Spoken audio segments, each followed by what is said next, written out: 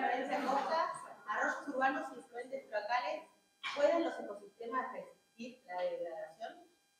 Ah, le puse otro título acá, me confundí. Ah, ¿también el título? Otra charla. 10 minutos, Florencia, Sí. te vamos avisando cuando falta un poquito para terminar. Bueno, acá les traje en esta presentación para mostrarle una parte de los resultados que estoy comenzando a obtener en mi doctorado. Yo me dedico al estudio de los ríos urbanos afectados particularmente por las plantas de tratamiento de líquidos cloacales.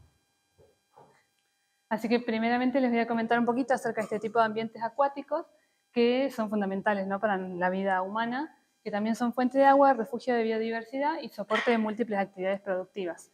En los ríos y en los arroyos que tenemos en la Patagonia podemos encontrar una gran cantidad de seres vivos, desde microorganismos, invertebrados, peces, algas, plantas acuáticas, y nosotros en nuestro equipo de trabajo nos dedicamos al estudio de lo que es la calidad del agua, y esa calidad la podemos analizar a través de lo que son los parámetros físico-químicos, que si bien son rápidos, lo que te dan es que te dan como una imagen instantánea de lo que está pasando en el arroyo en ese momento en que vos metiste la sonda para medir esas variables. Por eso es que siempre los acompañamos, la siguiente por favor, los acompañamos con el uso de indicadores biológicos, ¿no?, que en nuestro caso son los macroinvertebrados. Lo que tienen estos organismos es que vienen siendo usados desde hace muchas décadas porque como vienen en contacto íntimo con el fondo del río, lo que hacen es integrar toda la información de lo que está pasando ahora, pero también de lo que viene pasando en el tiempo. Entonces, en los últimos análisis que se han hecho en CIEME podemos ver que hay evidencia de daños en la biota. ¿Y esto por qué? La siguiente, por favor. ¿Qué es lo que está pasando en nuestros ríos? Bueno, los ríos, en realidad los ambientes acuáticos en Patagonia se caracterizan porque son muy frágiles, son muy sensibles, y las actividades humanas cada vez lo están impactando en forma más grave, ¿no? Tenemos las principales actividades, tenemos las urbanizaciones, con las plantas de tratamiento, que es mi objetivo de estudio, pero también tenemos las zonas rurales a través de lo que es la agricultura, la ganadería, ¿no? Entonces, la siguiente. Ahí.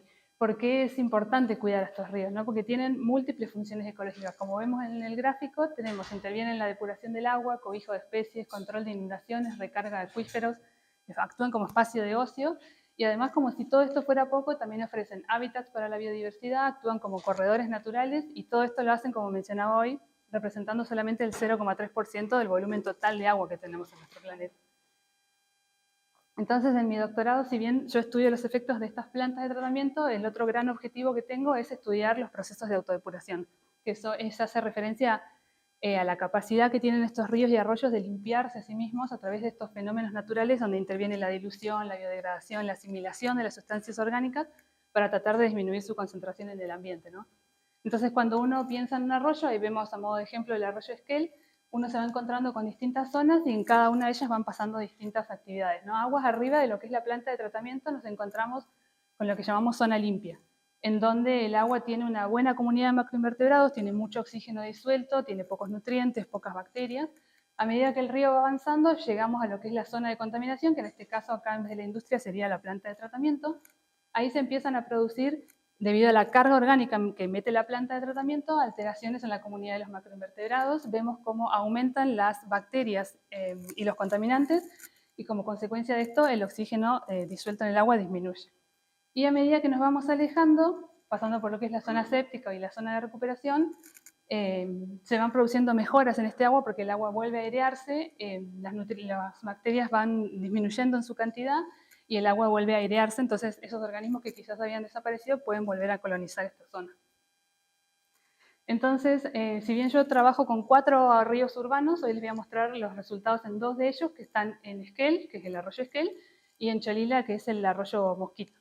Entonces, si comparamos rápidamente estas 2 ciudades, podemos ver que en Esquel tenemos alrededor de unos 37.000 habitantes, de acuerdo al último censo, en Cholila solo 2.800, y en estas 2 ciudades tenemos diferentes tipos de planta de tratamiento, distintos porcentajes de conexión a esa planta, y también distintos tipos de uso de la tierra, ¿no? En Esquel está más destinado a lo que es la urbanización, mientras que en Cholila lo es más a la actividad rural, a la ganadería.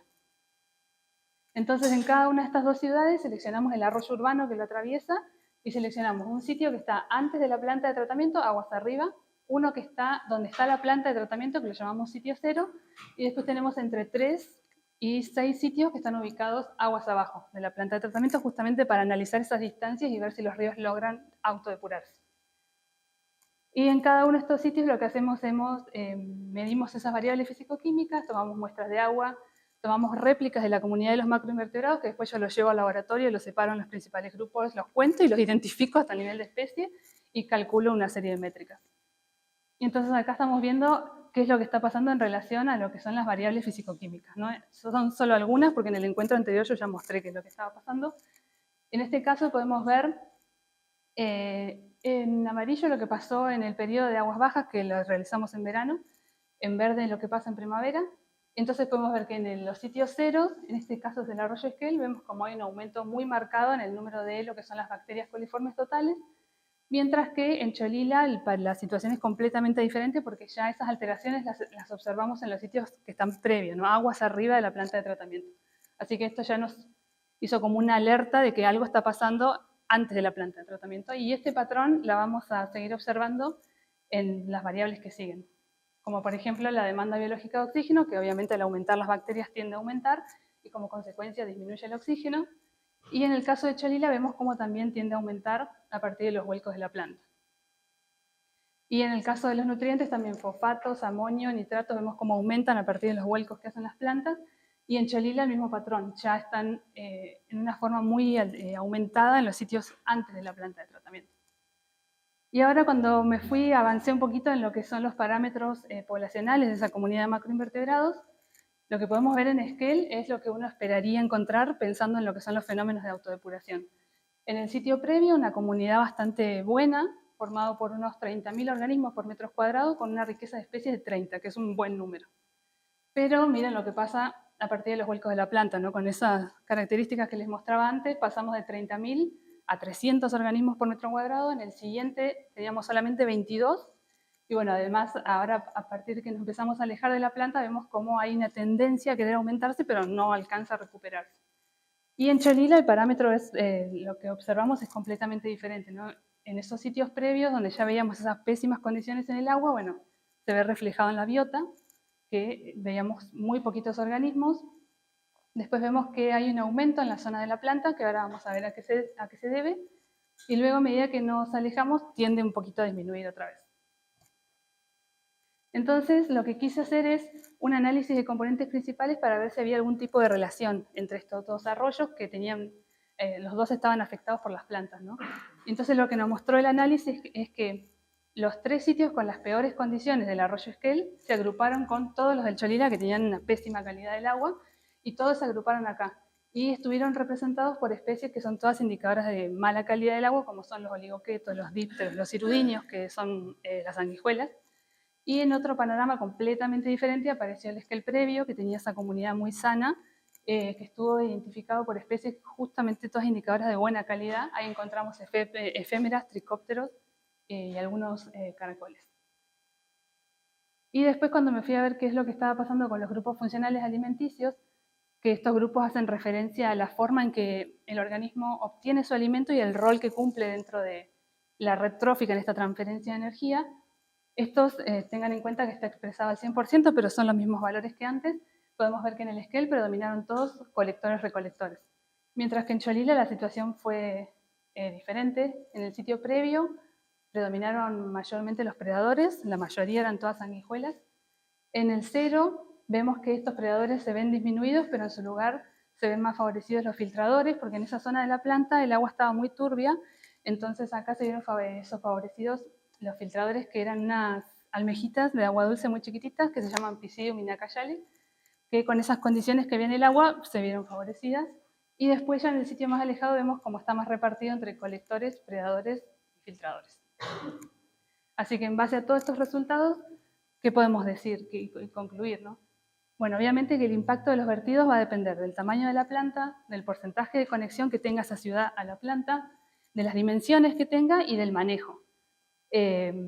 Pero en el arroyo Mosquito estamos evidenciando a través de estos resultados impactos que ocurren aguas arriba de esa planta de tratamiento. Y lo que podemos observar es que en el caso del arroyo Esquel, la calidad que tenemos en el agua se debe pura y exclusivamente a los efectos de la planta de tratamiento, que no es que significa que sea mala, sino que son necesarias porque sirven para cuidar nuestra salud. Lo que pasa es que está sobrepasada en su capacidad de procesamiento. fue diseñada y ampliada para cuando Esquel tenía unos 20.000 habitantes y hoy estamos en casi 40. Entonces está recibiendo más efluentes de lo que puede tratar. Ese es el problema. Y en Cholila la situación es distinta, ¿no? Porque la ciudad es más chica, porque tienen otro tipo de planta y el porcentaje de conexión, si bien es más bajo, los efectos, sí, ya termino. Los efectos no son tanto de la urbanización y de las plantas, sino que son más debido a la gran cantidad de carga ganadera que tienen ellos. Y con este diseño lo que queremos es buscar hacer foco en lo que es la autodepuración de estos ríos, y a través de estas variables podemos ver que hay algunos indicios, sobre todo en el arroyo Esquel, el que se está queriendo empezar a recuperar pero no alcanza, mientras que en Cholila no está ocurriendo eso. Y bueno, con esto lo que queremos siempre obtener es un comportamiento para después tratar de buscar algún tipo de acción de restauración para ayudar a mejorar estos ríos. Ahí sí, ya está.